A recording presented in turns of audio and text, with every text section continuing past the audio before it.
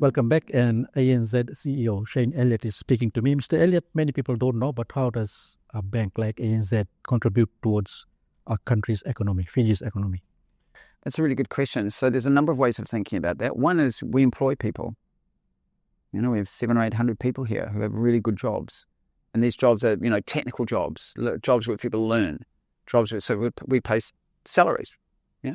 So that's an important one.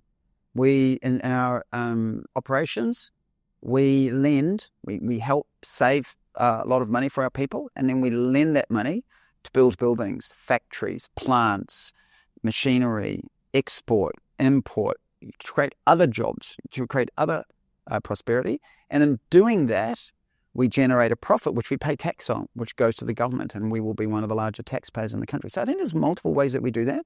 And that's why at ANZ we take that very seriously and say we should do that thoughtfully.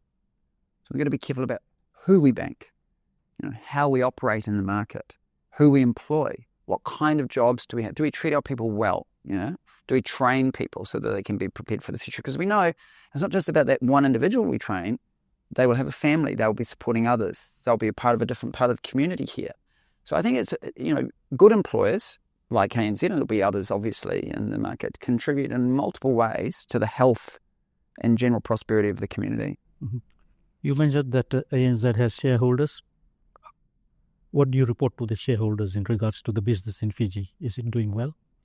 So that's a good question too. So yes, we don't talk too much about every single individual market because we don't have the time always to do that. But when asked, and if people say, why are we in the Pacific or what are we doing there, I'm able to talk about our history here. I'm able to talk about the fact that it's a very well-managed business. Really importantly, it's now, and it hasn't always been, managed here.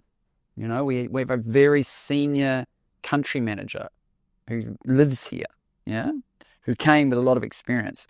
The region of the Pacific is headquartered here with somebody who lives here. And again, that wasn't always the case. So that's important. So we talk about the benefits we bring to somewhere like Fiji. We talk about the benefits Fiji brings to us economically, the fact that it helps us be one of the most connected businesses in the region, etc. So, it's important we get that balance right. Are we doing the right thing? Are we supporting the community in Fiji? Because that's what our company is about.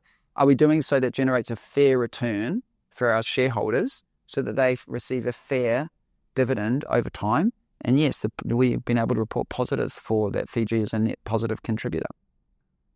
ANZ puts out periodic reviews and forecasts on Fiji's economy. Why is it important for a bank like ANZ to feel the pulse of the economy of Fiji? So we are the economy in many ways. We live and die by the economy. I mean, the demand for our products, for people to borrow money, is very much driven by employment, GDP growth, the health of the economy, the diversification of the economy. So it's really important that we know that. We need to know that. So when somebody walks into our front door or calls us and has a business and they say, I don't know, they want to get into a certain field, we have to have a sense, is that a good thing to do? Does that make sense? Is it smart? Is there demand for that? So we need to understand that ourselves. And then what we found over the years is, because we have a lot of that knowledge, and of course we have our finger on the pulse. We bank a lot of people in Fiji. We bank a lot of businesses here. So we get a lot of data. So we just know through our own business who's doing well, who's not doing well, what's growing, what's not growing. If we can package it up and share that in an anonymous way, but in sharing that data with people like the Reserve Bank, with officials, with regulators, but also with just our customers, say, this is what we see. We think that's helping contribute to the broader discussion about the economy and what needs to be done. So when one of your ANZ economic reviews comes out, do you think the government should pay attention to it? I think they should always. I think governments do pay attention, not just ours. There are other reports out there. I think information is power. People want to hear things. You want to be informed. We were with the Reserve Bank earlier today, and they say that, they look at all of the banks who provide reports. It's an important source of information for them because none of us live in a vacuum. We might have a strong view on something, but it's good to know, what does everybody else think? And that causes questions. And so, yes, I do think it's important, particularly a bank of our scale. And again, we're not always right. We will make mistakes. We'll get it wrong. But I think it's important. We will have a perspective that's worth sharing, and I think it's worth listening to, yes. The region is plagued with climate change. Let me ask you, how is the bank actively involved in climate change funding? Is there a package that can assist? This is a really important, I'm glad you asked this question. It's very, very important to us. If we go back to the basics, our purpose as an organisation is to shape a world where people and communities thrive. You cannot have thriving people and communities if the environment is not sustainable. Yeah? So we absolutely care. So we were one of the first banks to sign up to the Net Zero Banking Alliance. We've been a proud supporter of sustainable finance from the very, very beginning. We're one of the leaders in the world, not just here. And so the way that we do that is we make sure that we bank people who also believe in a sustainable future and who have a pathway to get there.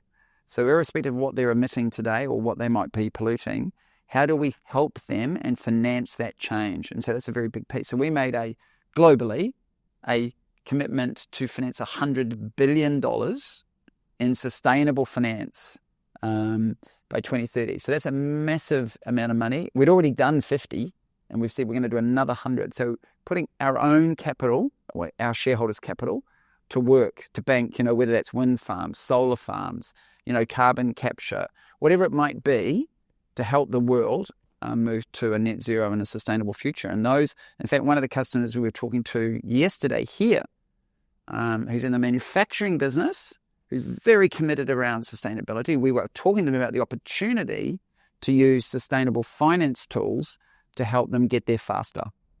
You spoke about laws that govern banking. Let's look at Fiji. Does ANZ find Fijian laws that govern banking in Fiji to be stringent, or do you need some tweaking here and there to make things work better for you? So one thing we know in all markets around the world, we're always going to think they're too stringent. That's what banks do. We're always going to think they're difficult and a bit stringent. I think Fiji sits somewhere in the middle. So it is on the stringent side. It is on the complex side of regulation. And, relative to the size of the market, obviously. But as I said, hey, we've been here for 143 years. We've made it work, and we'll continue to make it work. I think the important thing here is to have a constructive dialogue with regulators. And we do.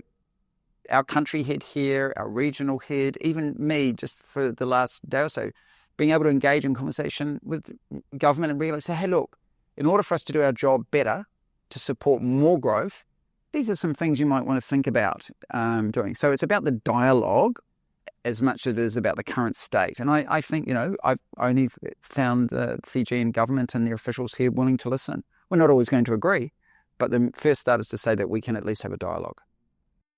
The Fijian government is also one of your customers. They come asking for loan or guarantee your loan. Do they get treated as a normal customer, or?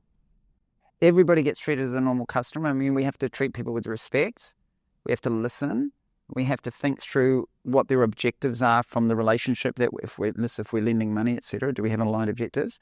Do we have shared values about what we're going to do, etc.? But all customers get treated the same. Some are more complicated than others. Governments are more complex, than maybe a local family. But no, I think hopefully you'd find that we treat people with the same level of respect, etc. as any customer. 10 years down the line, where do you see ANZ business in Fiji to be like? Oh, I hope I get invited back. I'm sure it'll be really exciting. I mean, I think amazing thing about our industry, I've talked a lot today in the interview, and thanks for the questions about history. I think history is really important because it's really part of our culture and DNA. And the thing that you learn from history has been our ability to adapt and change, whatever the future has been. Well, I am not suggesting, I have no idea what Fiji will look like in 10 years. I suspect and I hope that we will be in a much more thriving, growing economy. I think there's lots of opportunity that I've seen here over the last few days. And I hope, literally with all my heart, that comes together and we get the very best that we can. But what I do know, I may not know what it looks like, but what I do know is that ANZ will be here, and ANZ will be here and be part of that solution and part of connecting Fiji with a better future and connecting it with opportunity all around the world. Shayne Elliot, thank you very much for speaking to us.